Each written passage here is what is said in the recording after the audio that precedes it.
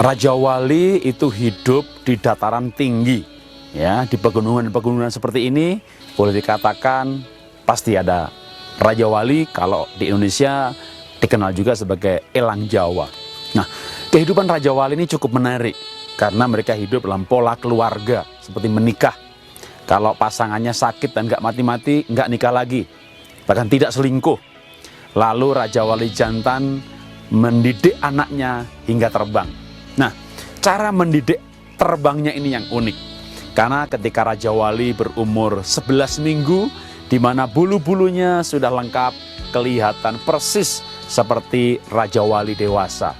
Hanya bedanya, dia belum pernah terbang, tapi bulunya sudah lengkap. Di usia yang 11 minggu inilah, maka induk Raja Wali akan memaksa anaknya untuk latihan terbang. Dengan cara dipatok-patok, ya. Waduh.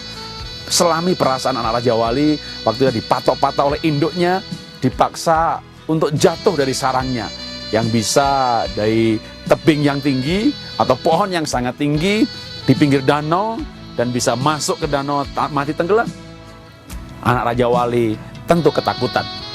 Tapi ketika dia dipaksa dan dia mengepak-ngepakkan dirinya, mengepak-ngepakkan sayapnya, maka dia menjadi menikmati. Wow, menyenangkan luar biasa. Tanpa dipaksa atau dipatok, hampir-hampir tidak ada anak Raja Wali yang dengan sukacita melangkah terbang. Ini saya hanya ambil sebagai inspirasi.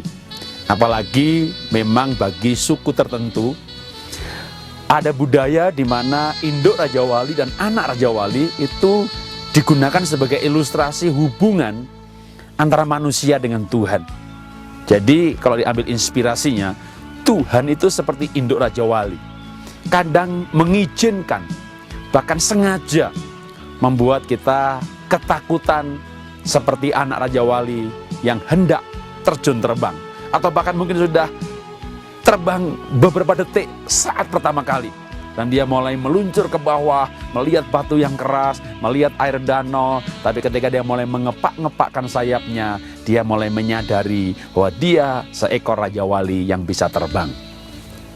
Inspirasinya adalah Tuhan pun sering mengizinkan kita masuk dalam masalah yang menakutkan, sehingga kita mungkin seperti pergumulan antara hidup dan mati.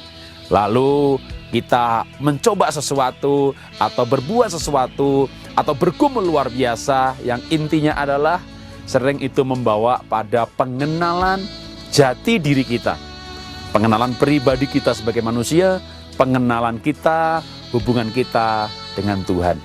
Nah, ketika kita mengenal jati diri atau bahkan mengenal Tuhan ketika mengalami masalah, itulah sebenarnya yang Tuhan izinkan dengan masalah yang ada.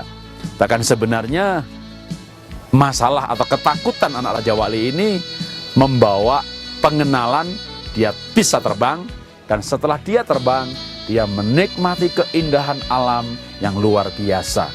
Karena itu, relakan, istilah saya ya, relakan jika kita dibentuk oleh Tuhan melalui masalah dan karakter.